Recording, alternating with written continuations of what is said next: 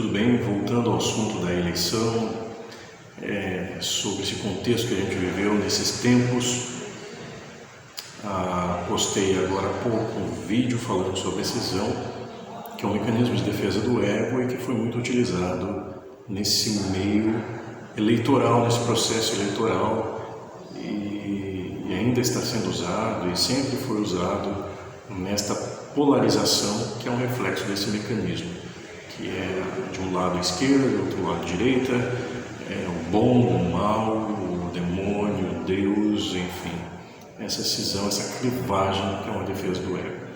Falei sobre isso no vídeo que você pode procurar aí no canal, ou no Facebook, ou no Instagram, onde você estiver. E ainda dentro disso, dentro desse contexto do processo eleitoral, foi falado muito sobre capitalismo, socialismo, comunismo, e é interessante a gente pensar um pouco sobre isso. O socialismo, as pessoas demonstraram um medo do extremo do capitalista, o extremo da direita, o extremo da esquerda. O Brasil vai se tornar como a Venezuela, o Brasil vai ter uma ditadura militar, enfim, um medo dos extremos.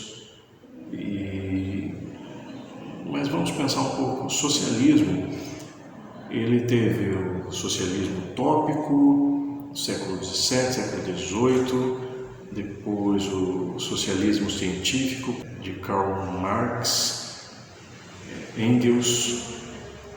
Eles trouxeram um tipo de pensamento que foi positivo no início, porque eles queriam tirar os proletariados, os trabalhadores da opressão do capitalismo daquela época, que surge ali na Revolução Industrial.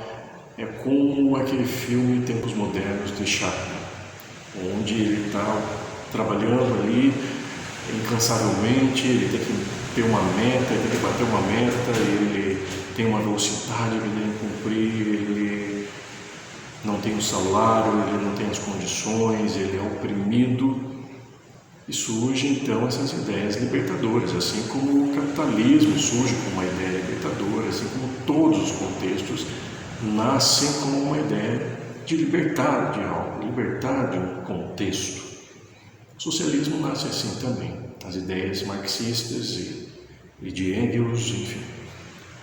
Isso é positivo, isso é válido, porque realmente as crianças estavam indo para as fábricas, não haviam direitos, estavam sendo oprimidas, e assim surge a ideia de que esses trabalhadores precisavam se organizar, precisavam assumir um tipo de poder, precisavam reivindicar os seus direitos, uma posição justa, uma posição igualitária contra o capitalismo. Daí surge esse combate às ideias capitalistas, ou acúmulo de riqueza, da luta das classes, da desigualdade, da distribuição de rendas. Então nasce esse pensamento, essa ideia lançada no mundo, onde há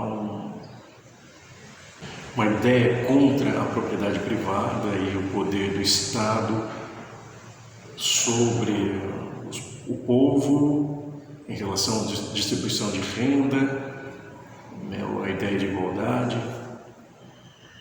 Então todo o contexto ele nasce com essa ideia de liberdade, igualdade, fraternidade, mas é muito difícil em relação à constituição da psique humana. As ideias são boas, mas na prática isso é muito difícil, porque nós não somos iguais. Nós nunca seremos iguais na maneira de pensar, porque as estruturas psíquicas são diferentes. E a ideia do comunismo é quando esse socialismo dá certo e chegamos ao comunismo, que é um ideal, uma sociedade ideal, onde o Estado já não assume mais o seu poder e o povo vive por si mesmo, dentro da sua igualdade, dentro de uma justiça. Então, é o mundo ideal após a aplicação do socialismo. Só que isso nunca chegou e isso provavelmente nunca vai chegar.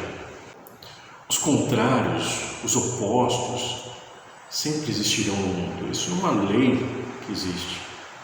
O alto, o baixo, o bom, o mal, essas questões vão existir sempre. E é da luta dos contrários que nasce a harmonia, como diria Heráclito, o filósofo.